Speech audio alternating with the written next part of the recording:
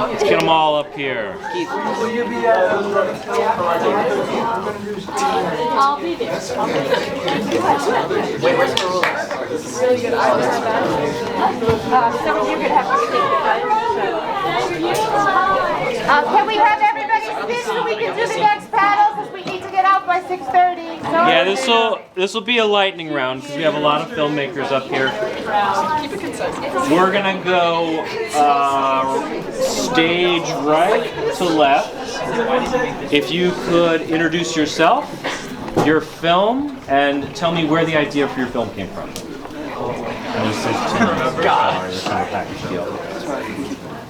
I'm Fernando Lecuna. I did the one with the subtitles, the one with Venezuela and the birds, and I also did the one with the the hallway and the janitor one. And for the first one, first I filmed everything when I was in Venezuela. I went there in 2023, the summer, filmed everything.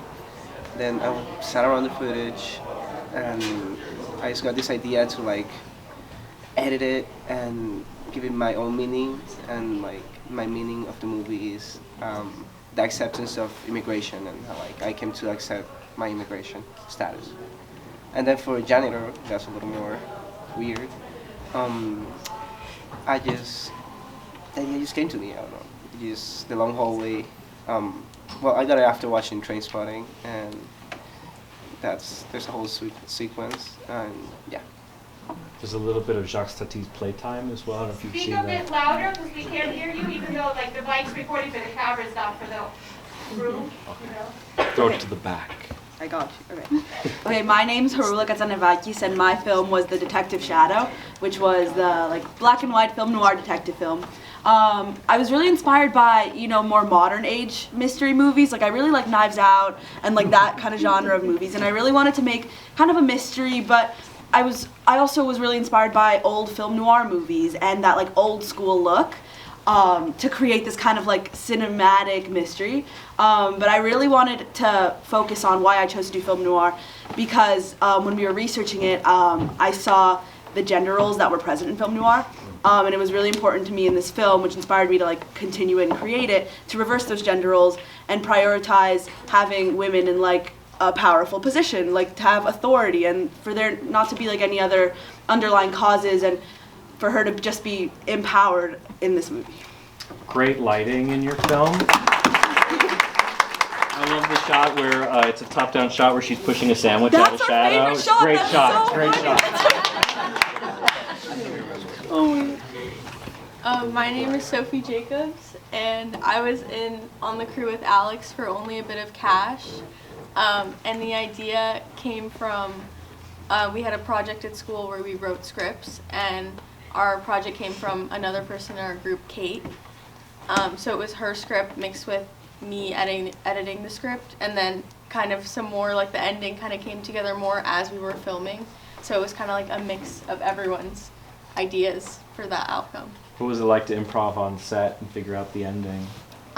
It's a little nerve-wracking when there's an assignment and a grade attached to it, but I think that's also part of the fun. Yeah. So Replace that with budget and schedule. You're already Yeah. got it. Yeah. Hello, my name is Milo Rhames, and I made Gangsterina. The inspiration I got from this was while we were trying to make 4-minute short films with no dialogue. I was trying to find different parallels that would be interesting and also sound good and look good, and I thought dance and drug dealing would kind of be a funny one that would kind of be interesting and cool. So yeah, It's great movie.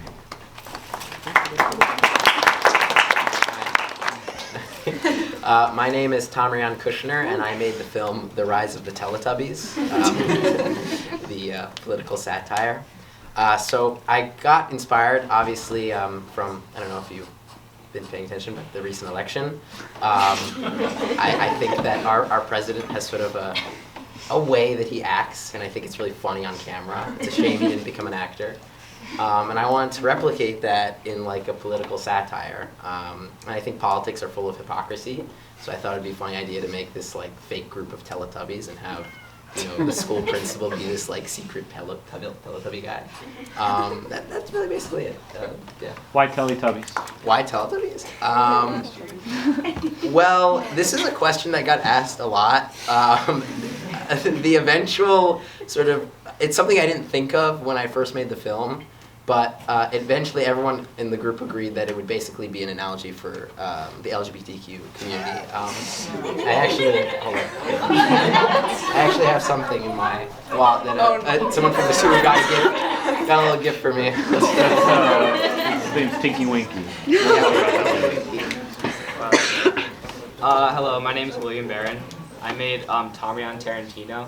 I think like even though it's like really silly, I think the idea came from like we all love our teacher, Mr. Hanan Harkle. Obviously my character, I was supposed to be Hanan Harkle. I mean, obviously, or not obviously, but it's inspired by Whiplash a bit. Like he's supposed to be like this really like crude teacher, and obviously like Tamrian Tarantino is Quentin Tarantino's son. He's super spoiled. And his films are like really bad. So yeah, that was kind of the inspiration. And obviously he's a really good actor, Tamrian. So I really wanted to.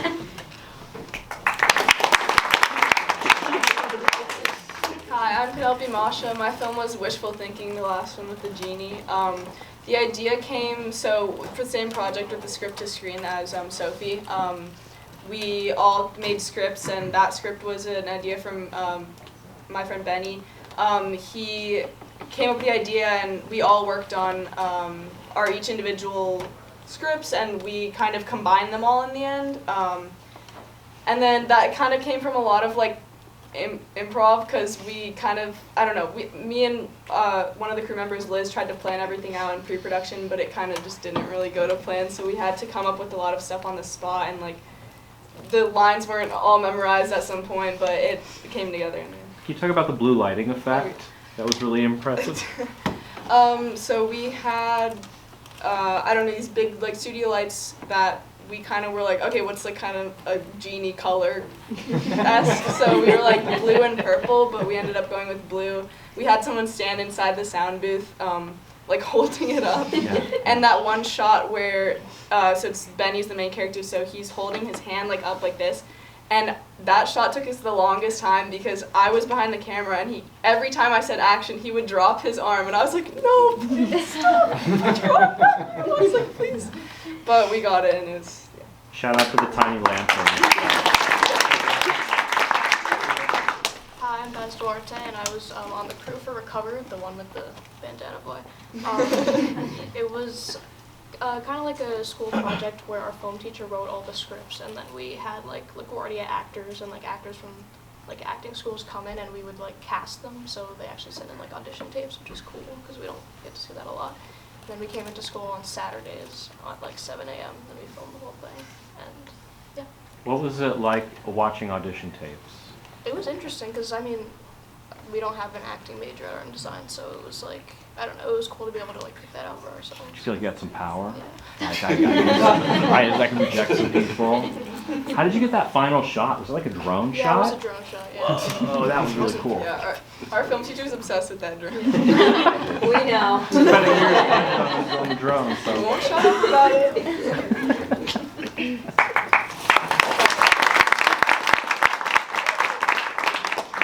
Hi, I'm Keith Ileto. I directed the Code Finger project, the one with the middle finger. I guess that film was like inspired by just me and my friend Sam. We've really gotten closer this year. First time we've been in the same class since freshman year. And one night I was just thinking to myself, what would happen if I was just flipping off my friend Sam and I couldn't put it down, and things just fell into place from there. Like, oh, you can't put it down, you accidentally flip off a kid down the hallway and he passes out, and the principal notices and she calls FBI agents or whatever, and just, yeah. Where did you find the lead for your film? He's my, I wouldn't say like, he's a classmate. We're not the closest, but he's a cool guy. He has a great energy, and I just thought, my friend suggested that Jose, he would be a great actor, and he was. Yeah. His screaming was visceral. I loved it. I loved his performance. Great energy, obviously well directed. Thank you. Hi, my name is Anna Paterson, and I directed Left on the Vine. I think what inspired me the most when I wrote that film was at my school there's this like ivy wall that you see at the very beginning. That was dead at that point, but like I wrote it in the autumn, and in the autumn it was like this gorgeous red, and I really, really wanted to do something with it. And last year, me and my friend Nama, who is our producer, wanted to make a script about like a friend who wasn't actually there, but served as sort of like sort of the inner voice of the main character. That fell through, but I thought I really liked that idea and wanted to do it again, but maybe this time explore like grief and like sisterhood.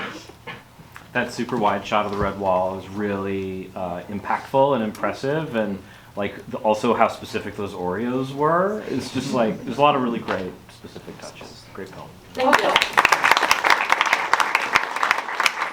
Also, Anna came down from Massachusetts to be here today. So. Oh, wow.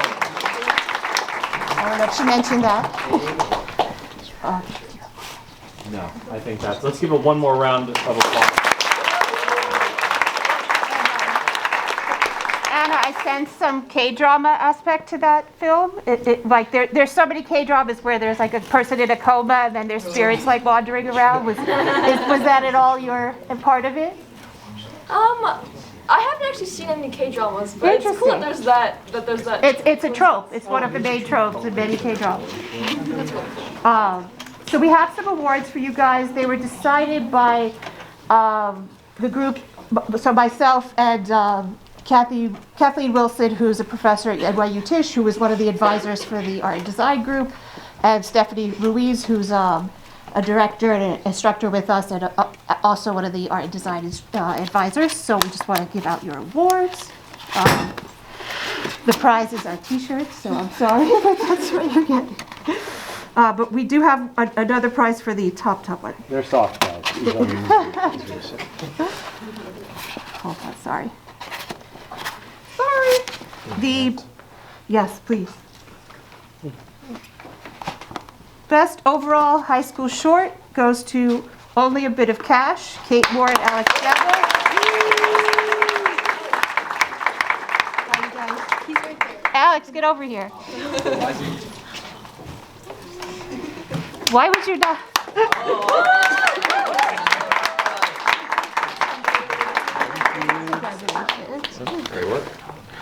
Take some photos. Oh, okay. You gotta take a certificate. So I can see. There we go. Yeah. Awesome.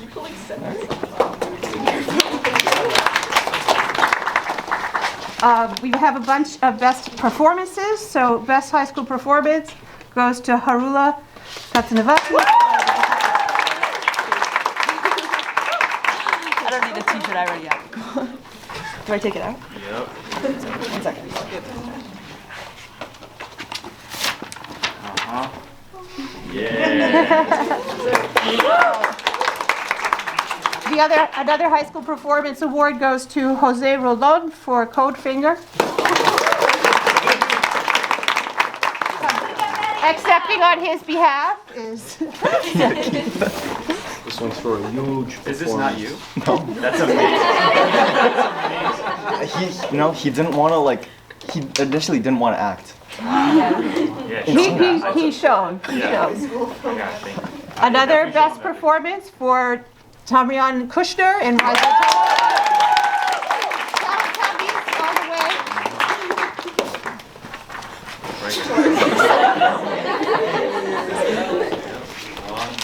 And this is you, right? Yes, this is it. Last I checked. Best high school drama short goes to Left on the Vine by Anna Paterson.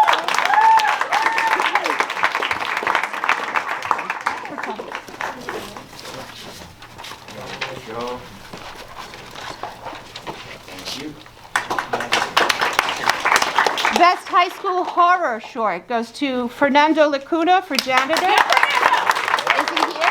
Oh, that's you. I didn't even hear you. I didn't know who you were. Thank you. One more Best High School Performance for Maya Agayamang Krempel for Wishful Thinking. Got another one, folks. Yeah. There you go. Yeah, me too. Wait, oh, here you go. Thank you. Oh, yes. And Best High School Comedy Short goes to Code Finger. So you do get one for you, too. Thank you. Thank you.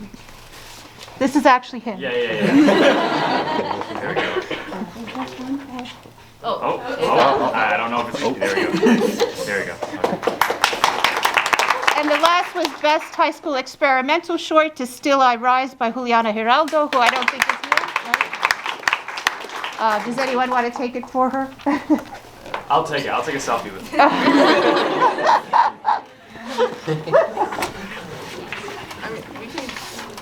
think that's so if you want t-shirts, please come. We have small, medium, large, They're extra very large. comfy. Definitely. Come get a